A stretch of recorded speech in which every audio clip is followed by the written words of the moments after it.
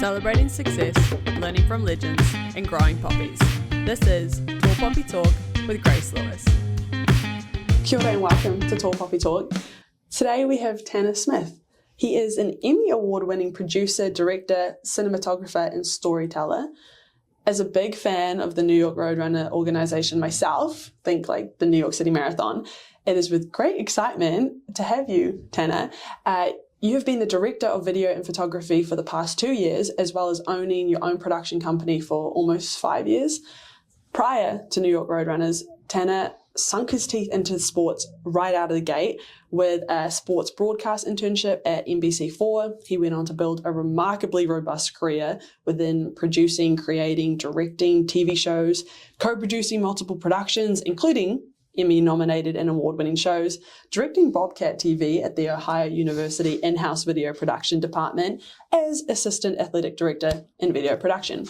He then went on to senior video producer with the Columbus Blue Jackets, which is hockey for my New Zealand listeners, before a 3-year run with the New York City Football Club, which is soccer, in his capacity as firstly the video producer and then the senior manager of brand and commercial content.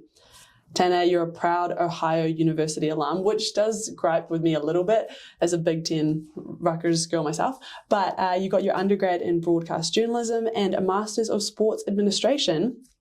Your expertise is so impressive and storytelling prowess is undeniable. So Tanner Smith is an emotive storyteller, a brand builder, a leader, a businessman, and most importantly, a dad. And today, you're a guest on Tall Poppy Talk. So my first question is, where and how are you today, Tanner? I am doing very well today. Very well, yeah. Happy to be here. Very thankful to be here. A little humbled hearing you go through like the full career is, it's always strange to hear it back. But very, very glad to be here. So thank you for having me. I'm so glad to have you. And we're in New York City, Broadway at a little WeWork office. Beautiful WeWork. A building, unmatched. I had actually investigated so many WeWorks. When you're looking through reviews and like to make it perfect, I did a walk by a couple of weeks ago. I was like, it looks good. You gave it like a full, like a once pass and just like, okay, I think from the outside, this is going to be exactly what we need. This is what we need. Perfect. And it's funny what you say about hearing the career back, because that is like less than 2 minutes to say it, but to build it is like an entirely another thing. Is it funny to listen back and be like, oh wow, yeah, at the time, the day in and day out, that felt like a long, long time ago, but I just said that so quickly. I think that's, for me, when I think about all those things, I do feel like it happens so fast. Wow. Just because when I look at it from like a long-term view of where I'm sitting right now, it feels lengthy, but then when I just think about each step along the way, it's like, oh yeah, that was 1.5 years, this was 2 years, this was 2.5 years. And so it does feel like it all happened very fast, but over a long period of time. And so, yeah, it's just interesting thinking about like the ebb and flow. And then you brought up actually some stuff that I probably need to pull off my LinkedIn, only because it's like all the way back from university. Yeah. And even though that's like some of my most proud stuff, it's like there was a lot that we did in those 4 years that I was at school. And it was definitely not just me. It was so many now close friends that I worked with and peers. But, I think back to that, and that's what felt long. Like those times when I was really like learning and growing, that's the stuff that felt long. And then the actual professional stuff, like once I jumped out of school, that feels like you just started moving, and it's like, okay, now I'm going and doing this, and now I got this. And especially with the nature of sports, it's just like, oh my gosh, okay, on to the next thing. What's the next event we have to shoot? What's the next thing we have to capture? So wow. Yeah, it was, it's just interesting to hear it all back. And then you're like, okay, that was a lot, or it felt like a lot, even though it was just it all felt very natural in each moment to take the next step. And when you think back to yourself in college, university, like sometimes I think about, so I was a rower, and I think about how early I got up every morning. I'm like, how did I do that? Like you look back with admiration for yourself and you're like, so for you, the amount of stuff that you said was fit in that 4 years, and then with the masters, it's like you look back at your younger self and you're like, thanks for doing that, Tanner. Like, it's really helped. It really did help. And I do want to have one point of clarification. I did go to Ohio University, so no issue with the Big Ten. It was a little smaller, but still just as proud, just as big, just as wonderful. Many would argue better, but that I'm sure is going to be a major point of contention with anybody who went to Ohio State. And I'm okay with that. Thank you. I'm comfortable there, yes. We were nestled in the rolling hills of Athens, Ohio.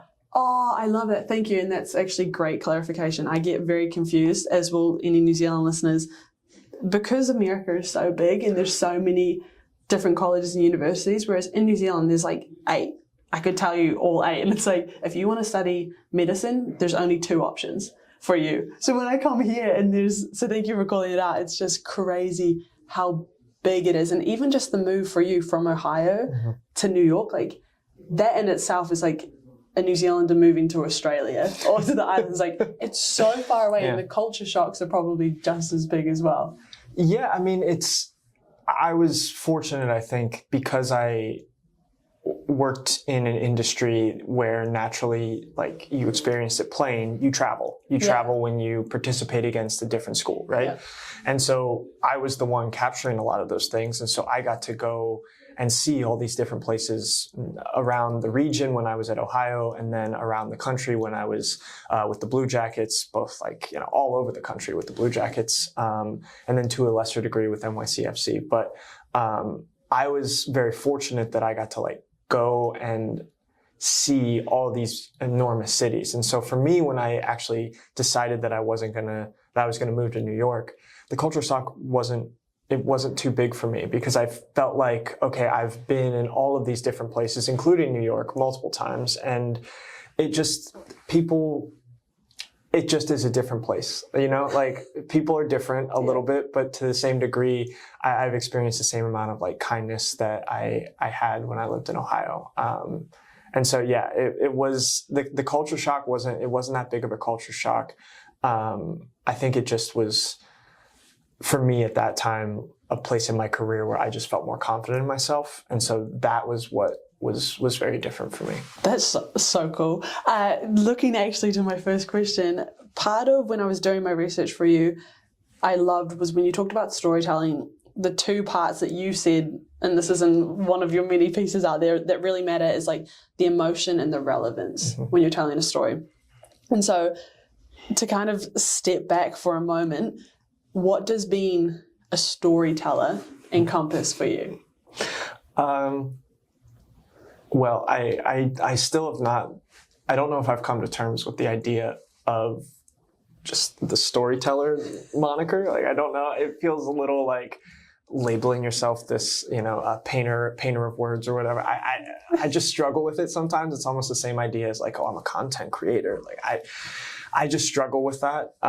But the thing that I enjoy the most about it is just getting to know people and getting to understand who people are, what drives them, and then trying to piece that together in a way that not only represents them well, but also allow myself to put a little bit of, I don't want to call it artistry necessarily, but my own lens into it, to tell the story in a way that does them justice. And that's the biggest thing that I try to do whenever I decide to take on a piece or a story, or whether it's a feature story or something completely different. Like, that's I think how I try to approach it.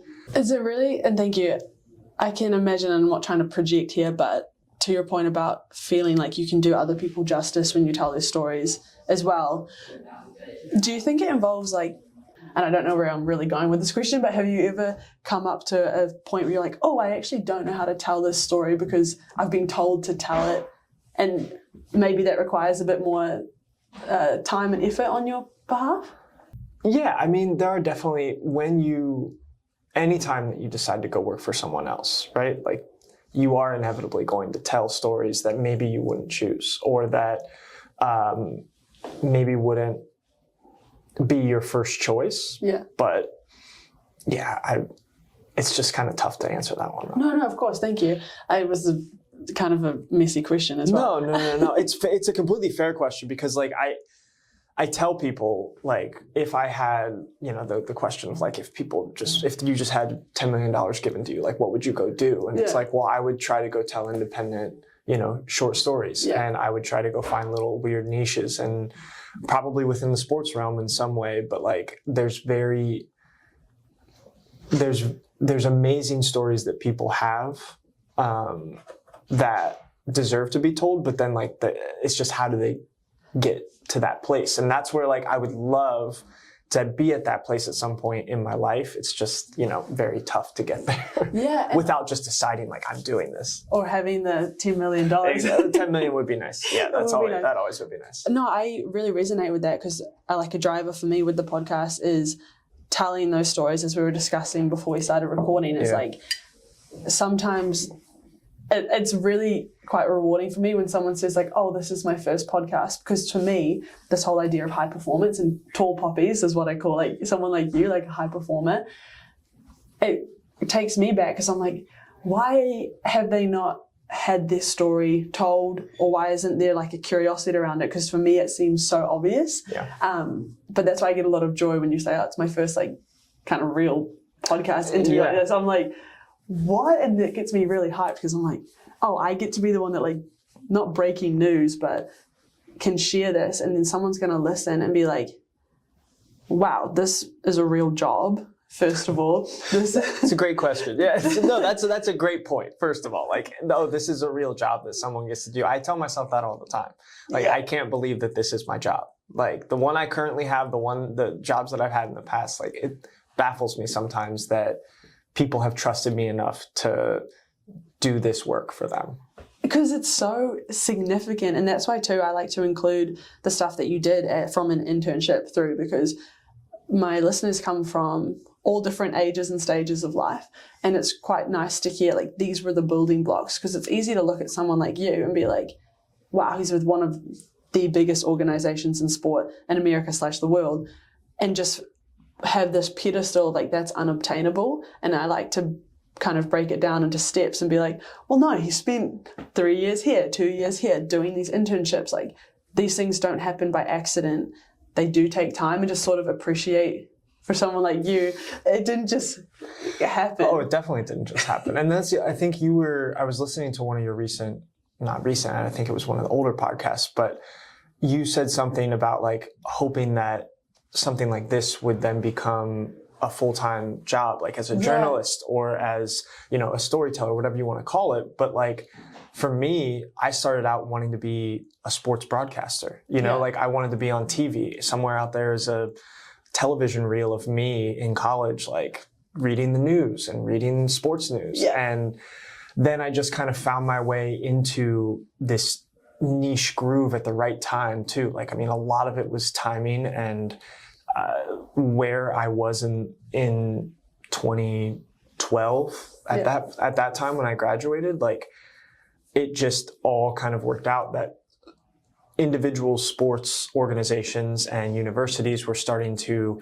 create their own in-house video production teams, because they started to realize, oh, we need to attract kids, and the way to do that is to create videos that go online and that kids see and they get excited. They also can learn the program. We can send these to parents, and parents will feel like, wow, I know exactly where my kid is, what they're doing.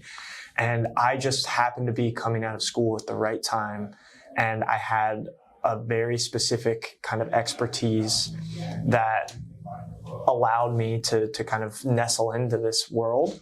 And then the next thing you knew, it's like, okay, this is what I do now. I'm this producer, director, cinema, like I do all of these things, but ultimately the goal is to try to create a couple stories a year that really matter to me, on top of all the other work that has to get done. And speaking of a couple big stories that matter, like with New York Roadrunners, it's just been like marathon weekend. My legs are still recovering because I ran it. Congratulations. Thank you. Yes. Thank you. But I was laughing thinking about the marathon day from like your perspective and your team's perspective, because for us as runners, everything's laid out. It's just go. And then we go from A to B and we're done, happy days. But for you, it's like, must be so many moving parts. And that is a fun thing with sport, is I think like the marathon, we're just using this as an example, the marathon happens every year, first weekend in November, and you have like a bit of a routine that you can work off, but at the same time you get new characters, or you have different trends in pop culture or just like in the sports world that give you different stuff, but there's like a cadence to it, which I quite enjoy with sport. Even NFL, like there's a Super Bowl every year, and you get there every year and maybe there's a different story to there. But sorry, to step back, this question I have around high performance, because I was thinking of you last weekend and your team. So how do you define high performance, and then what does it look like within your work at New York Roadrunners? I would say that I've never been asked to define high performance, but I would think of it as putting your best foot forward with as much effort and intention as possible. That is how I think of it because I don't even think of how I live my life as like a high performance like way of living necessarily. I just think when I arrive at a problem or to do a job or to do whatever it is, like what is needed to be done, what am I able to do, and then what would it look like if I did something extra. And I don't even think of it in that order necessarily. It's just in the run of starting to plan to create something or to cover something. I just think of it as, here's our bare minimum. That's what we have to do. Yeah. And then this is what I want to do. And then with just the nature of sports, and I think, like you said, it's the reason I love it, like things change, right? Yeah. And you learn about new people, or you have new things that come up. And so then I say, well, let's add this in. And I'm probably, for better and worse, I'm someone who wants to add as opposed to someone who wants to subtract. Yeah. And so that's a probably terrible definition by anybody, by like definition standards. But that's when I think of like the way I apply a quote unquote high performance, it's much less of thinking of it like, well, how do I perform at the maximum capacity I can during this time in my life or during this event? It's just more like, well, what would look the best? What would the best outcome be? And then how do I get there? And if that happens to go beyond what people's expectations are, I guess what I'm trying to say is I would try not to define myself by like what somebody else's expectations would be of me. Like I have my own thoughts of where things should be and how they should be. Yeah. And so that's just what I try to live up to. Oh, I love that. And yeah, there's no clean definition. That's why that's one of my favorite questions to ask. Yeah, you love to just put people on that. It's like, what do you think it is? I think too, with this question, I've had a lot of different answers. And what I like there especially is when you talked about the external, so essentially external versus internal validation or benchmarks. And it sounds like, and what's great, and I hope listeners take, is like when there's an external benchmark or approval or something, that's so subjective, because if it's a boss, the boss could change. If it's something else, like that is really subjective and relative to like whoever's giving it to you. But if it's internally, that's always going to grow with you. And as you develop more skills, your benchmark of what's the minimum, to your point, well, it's like suddenly my minimum of a year ago is like just a little bit higher. Yeah. And so you naturally become more high performing. And one definition someone gave, apologies, can't remember who, they said high performance is the oscillation between when you're at your best and when you're at your quote unquote worst, and trying to make it so that gap is not drastic. So if you're having a bad day, it's still pretty good. See, that sounds like a proper definition. No. That sounds like somebody who knows how to define things. I think that might have been like a psychologist or something. Yeah, it sounds like somebody who has had professional training on development and what performance looks like for people. Yeah. Whereas I feel like I'm more of like just a creative mind. Like, yeah, like just feel good and just try hard, and which I think like has value, but I don't really have like I don't have that. That oscillation idea, back and forth, like up and down. I don't know. That's why I take it from other people. I'm like, great, that was a great definition. I'll write that one down. Yeah. Whereas I think my definition, which again, sort of like yours, is a bit more of a feeling, is I think about it of like high performing is, for example, we had our interview today. I knew you're coming like at 9, I get here at 8:30, make sure things are set up, make sure I have backups. I think high performing is thinking about all the possible ways things could go and being ready so that like you didn't turn up and I'm like, oh, Tanner, hold on, I actually haven't, can you help me move this? Like, I wanted it so you turned up and it's like, oh, this girl's somewhat organized. Yeah. We're good. But then also the high performing is if the conversation goes somewhere that I hadn't prepared for, being ready and having like a skill set that you've developed of like, oh, I'm high performing enough at interviewing that if he goes here, I'll be like, okay, cool, I guess we're going here, like not to get frazzled, essentially. Yeah. Do you have any thoughts on my definition? No, I think it's, you brought up the marathon, and I mean, that's a multi-month planning process, probably almost a year-long planning process of planning for what you don't know is going to happen. Yeah. And so you have all the things that you can put into place and you can be as ready as you want to be. And it's exactly what you said. You want to show up on the day and be ready for everything. But then throughout the planning, you say to yourself, well, what could go wrong? Yeah. And assuming, especially with an event, something's going to go wrong. So that's kind of I think that's just the best way to prepare yourself for eventualities that you don't know of yet. And that can be really nerve-wracking, or it can be very exciting, where you're like, I don't know what's going to happen today. Yeah. I think given my own like perpetual each job, I've just not left sports, and I think that's like sports lends itself to chaos. You're going to have chaos no matter what. Yeah. And so like I think I would rather lean into not knowing a little bit and being able to react. And I think that's part of the fun of not only a live event, but like a live sporting event where, you know, you don't know the outcome, or you don't know what might change on the day. You may be in the pouring rain, you may be in the snow, you may be blistering hot, like all these different factors that you just have to deal with. There's part of me that kind of like loves the chaos. Yeah. And I think that's why I keep coming back to it. Oh, I actually, that's so exciting. I think like on marathon day, and I know that there's so many more other events as well, but even just the sheer mass of runners, like there was over 50, was it 55,000? Oh, no, 50,000. Yeah, it was over 55. Madness. Took back the largest marathon in the world. Because I ran Berlin where they had taken it. Yes, they did. And then New York said, hold up, you can have it for a month. There was no hold up. We just said we're going to do our thing, and we thank all those runners.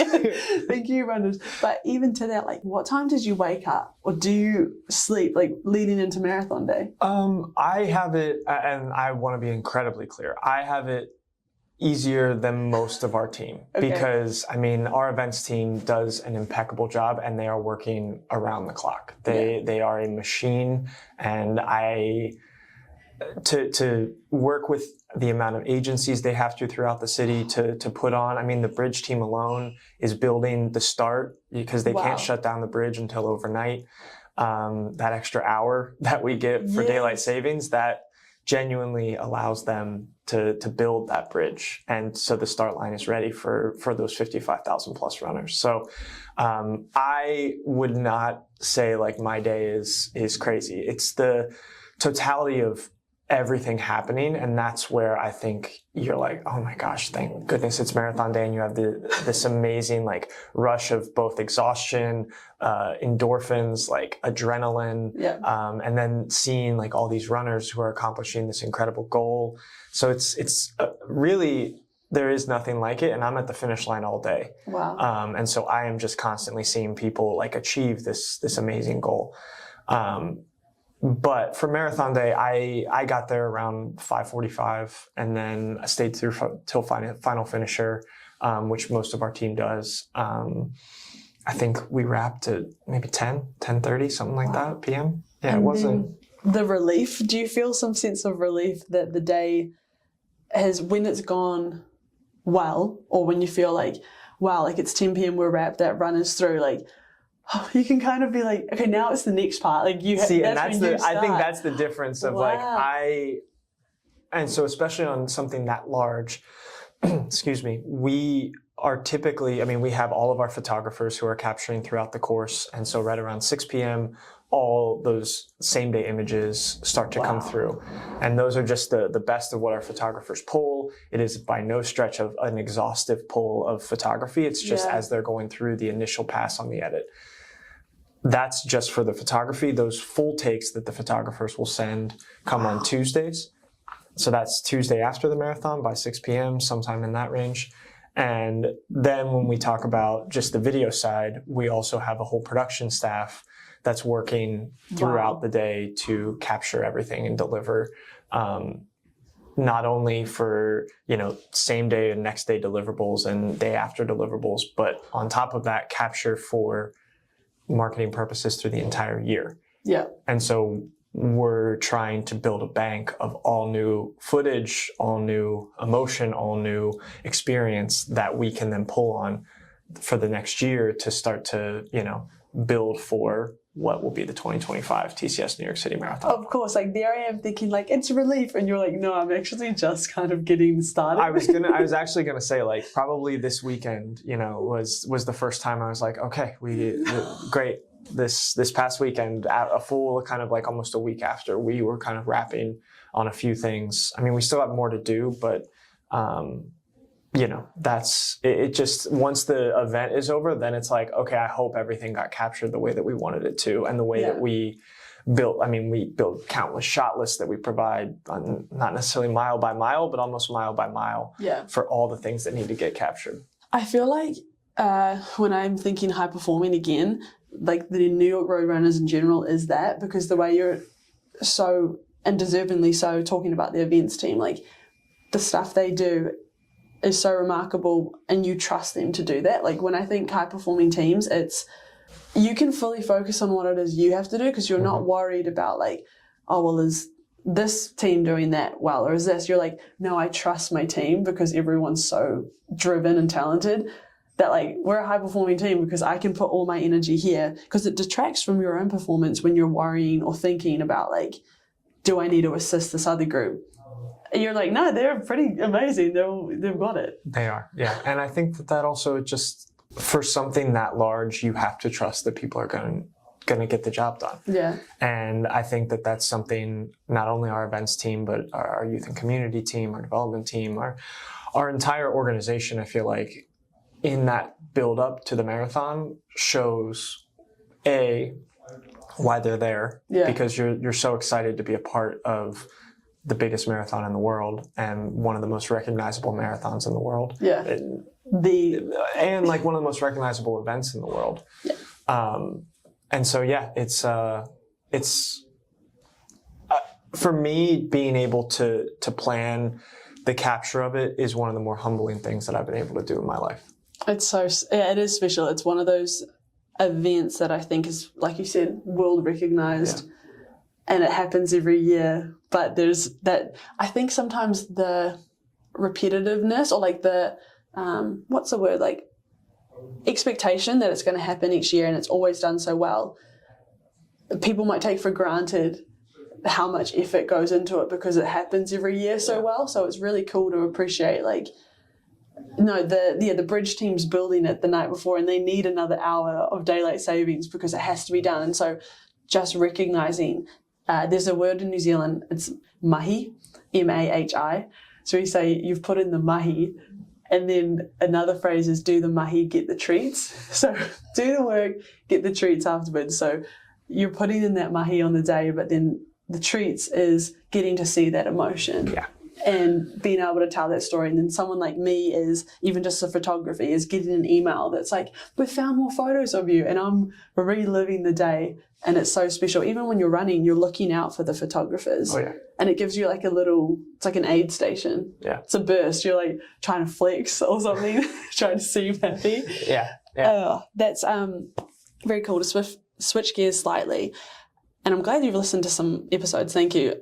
Around tall poppy syndrome. For you, I had catered the question for an American of saying, do you, if at all, which I'm sure because we all do, face imposter syndrome, and how you deal with it. But you can also touch upon that tall poppy if you feel you understand. So first question is, I guess, how do you deal or do you face imposter syndrome in your role and in life? Yeah, of course. I mean, I I think anytime you're creating something and putting it out into the world, there's a little bit that twinge of like, do I even want to know if people are going to watch, listen, care? Yeah. And that's a mixture of being confident in your work. And then also kind of for me, it's like, I rarely want to see what I do out in the world. Very rarely. It's just something I've had videos played at, events and with people around. And it's one of those things it makes me a little uncomfortable. And and that's never gone away since I've, started doing this. And I think that just comes from my own thinking of like, well, who am I to, decide that I can make these sorts of things and that people are going to enjoy them and like them.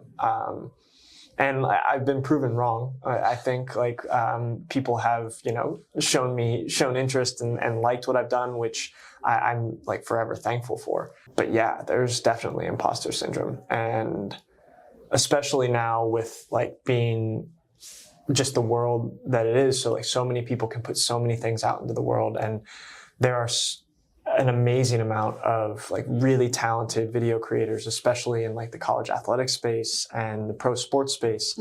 And you see their work online and you're like, oh my gosh, like I'm not doing what they're doing.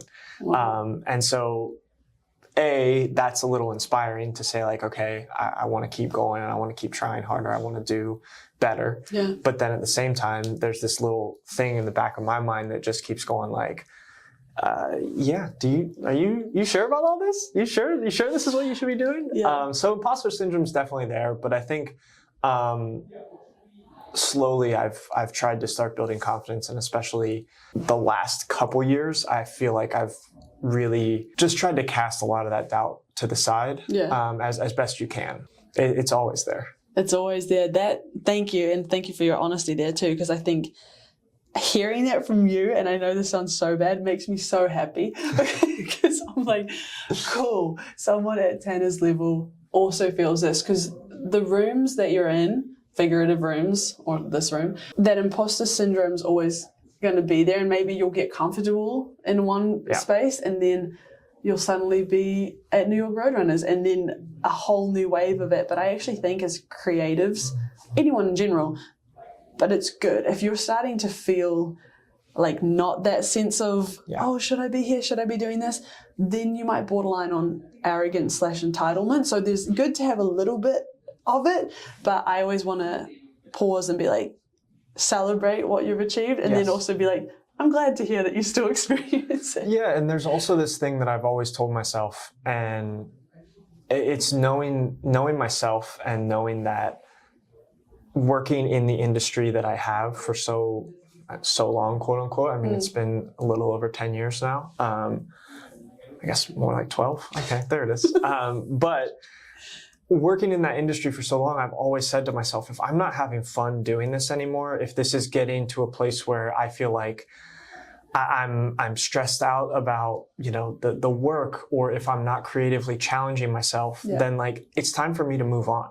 Wow. And I don't think anything wrong with that. I haven't hit that point yet. Like I still find ways to be incredibly passionate and excited about the work that I do. And I'm thankful for that. Yeah. But I think part of being, especially in the sports creative industry right now, is knowing that you kind of need to feel a little uncomfortable and I want to push what I'm doing. I want to try to do things differently. Because otherwise, while repetition can be good, repetition without innovation or creativity, I think leads to a lot of malaise. And so that's what, for me, I just want to avoid at all costs. Wow. And like not being complacent. Yes. And I have one more serious question on that. When we think about your career, Sure.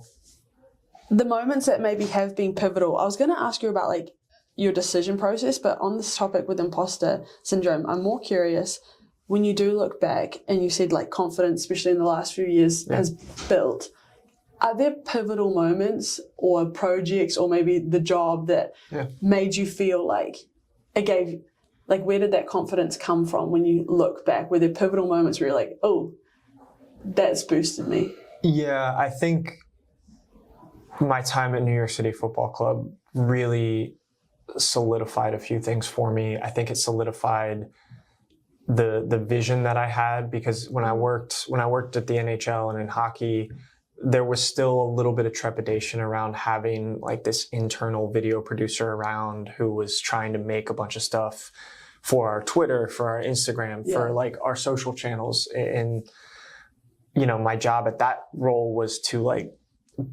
become a part of the team and be a fly on the wall and capture these very, you know, behind the scenes moments that make the fans and make the people watching online feel closer to the team, right? Yeah. But what they don't tell you about that is all of that comes from building trust. Yeah. And so honestly, the years I was there, I was building trust with the coaching staff, with the equipment staff, with players themselves, with other people within the organization. And so that takes a bunch of time. Yeah. And coming out of that, so I had all these ideas in my head about when I was in Columbus about like, oh, I want to be able to do this, I want to be able to do that. And I just wasn't able to execute on them because of, again, time and place. Yeah. And then slowly the last like year in Columbus, I was like, oh, I'm making headway and I'm figuring this out. And so then when I got to New York City Football Club, I think I was able to kind of flex a little bit of that creative muscle, but also I felt confident in having conversations with people internally about what I believed and what I thought was the right direction. Yeah.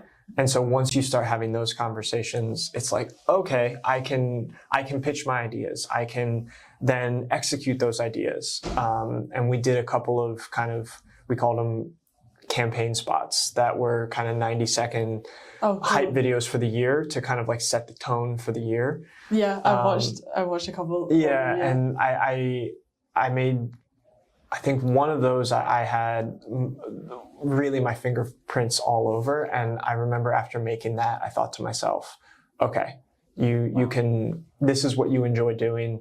Let's keep taking that to the next step. And so that kind of just transitioned when I was promoted at NYCFC, and then I was able to kind of have a little bit more of a say in the things that we were creating and doing in the direction of the organization, especially from a video side.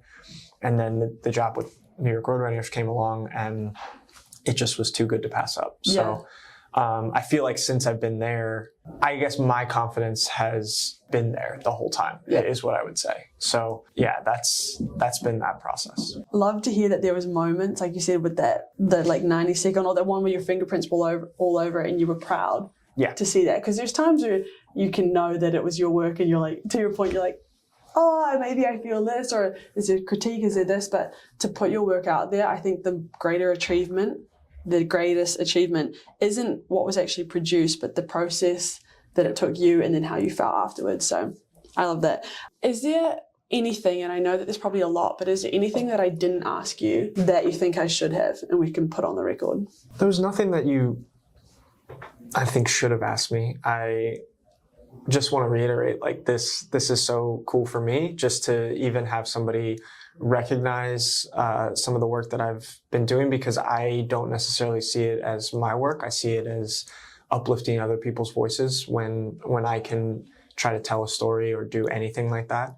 And so I'm just incredibly appreciative. So I've seen the very talented and amazing people that you have done interviews with, and from my perspective, I don't see myself that way. And so I just again, very appreciative. Oh, well, thank you. And you're now adding to that lineup. And that is a classic reaction where they're like, to exactly what you said, a lot of people are like, I look at other guests and I don't know if I belong up there. And to me and my listeners, it's so obvious. It's like, yeah, you're a tall poppy. I want to share your story and celebrate that. But then that one person who was another way is just a good reminder that if you take a survey of, I'm at like 110 guests, that's a pretty low percentage, but there are people out there who, for whatever reason, have been bolstered enough to be like, yeah, I am that good. And that interests me. I'm not saying that's the correct way to be, but it interests me. So I like to share that. My final question is, just to round out the experience. If you had to listen to just one musical artist for the rest of your life, who's it going to be? So I did some research and I did this. So I listened to a few of like these before. Yeah. I had texted you about this, and I got to the end and I heard this question. And I was like, if she asked me this, I don't necessarily know what I'm going to say. But just given that when the artist that I kind of always go back to is a guy called Frank Turner. He's a UK artist, and I started listening to him probably when I was 18, and I would say that would probably be the person that I would listen to. We'll go with Frank. I like that. You can see in your eyes, you're like, yes, I'm going to say that. I'm going to say it, but like there's so many artists that I go to now, and even now I'm going back to like some of my high school music, and I'm like, oh, that was as bad as I thought it was, but I love it. And then even just like, new music that I enjoy now. But if I had to say like, okay, this is who I consistently will go back to. Frank Turner. Frank Turner. It is an impossible question. Of all the questions, it's really probably tough. The hardest. Yeah. Because a lot of the other questions, it's like, okay, we can kind of go up and down, a little ebb and flow. But this is, I am making a decision, and this is who I'm choosing. It's no high performance definition, but that is, I'll go with Frank. And I like to think that maybe Frank Turner will listen someday for some reason, and he'll be like, "Thank you, Tanner." I would be honored. Honored and so surprised, but stoked. Well, I'll formally wrap it up. Tanner Smith, thank you. Not only in the chaos that is November for New York Roadrunners, you've carved out the time to be here, and I really mean it when I say there is no greater gift than time. So thank you for sharing that with me today. Well, thank you for having me, and it's been so much fun. Thank you so much for listening to Tall Poppy Talk. We'll see you next time. Feel free to check us out on socials, YouTube, and the website. Thanks for today's guest, and we'll see you all next time. Take care. Be kind.